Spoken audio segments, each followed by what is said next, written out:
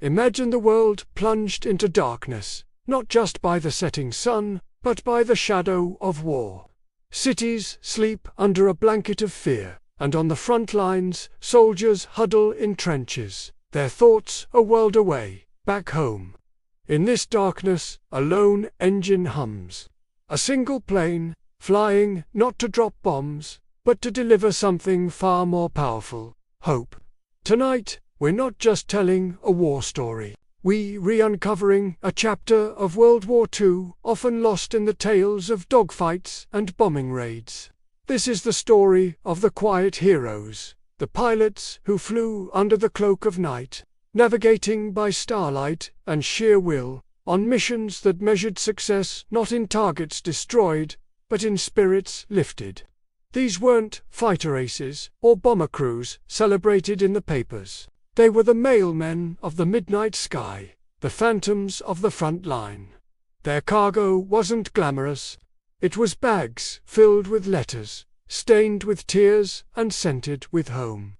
It was small, precious crates of medicine, like penicillin, that could mean the difference between life and a slow, agonizing death from infection. Think about it.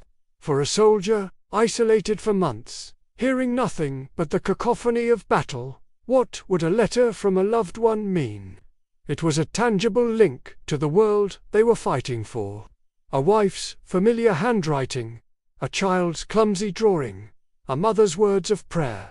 These weren't just pieces of paper. They were lifelines. They were the whisper of "I love you" carried across continents, the reminder that they were not forgotten, that they were more than just a number on a roster. And the pilots who carried these precious cargoes, their courage was of a different kind.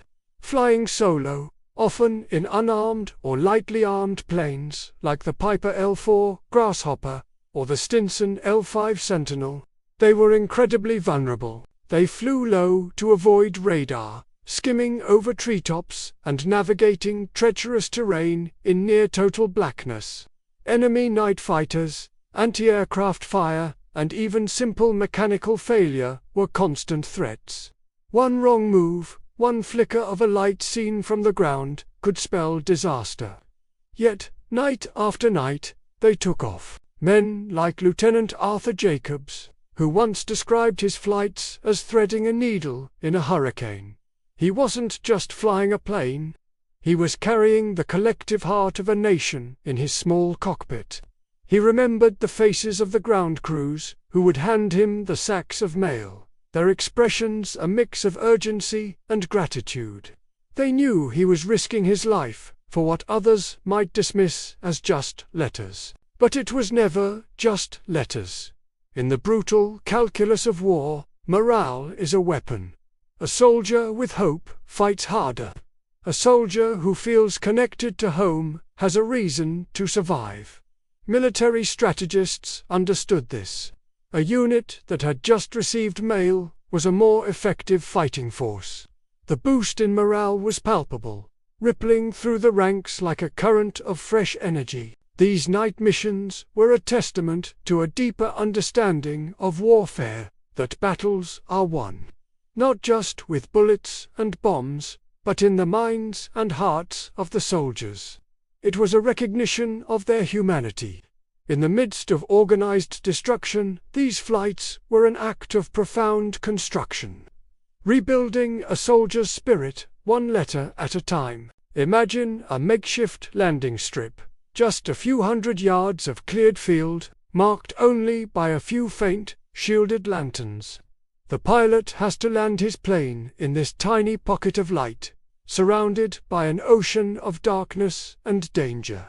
He unloads his cargo, perhaps shares a hurried cup of coffee with the soldiers waiting, their faces illuminated by a flickering lamp, etched with exhaustion, but now with a flicker of joy. Then he takes off again, disappearing back into the night. Another delivery of hope successfully made. These pilots often carried medicine that was just as vital: sulfur powder, morphine, and blood plasma.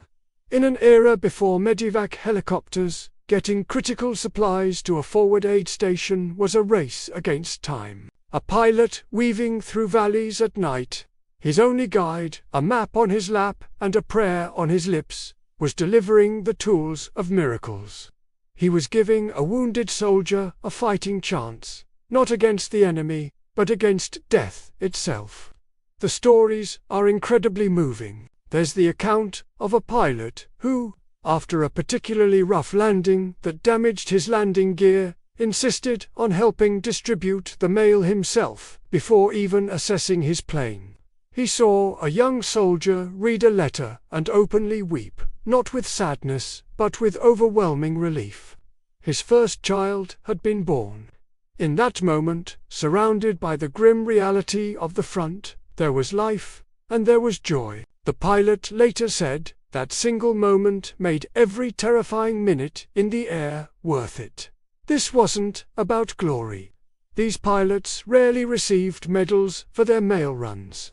Their names are not etched on grand memorials.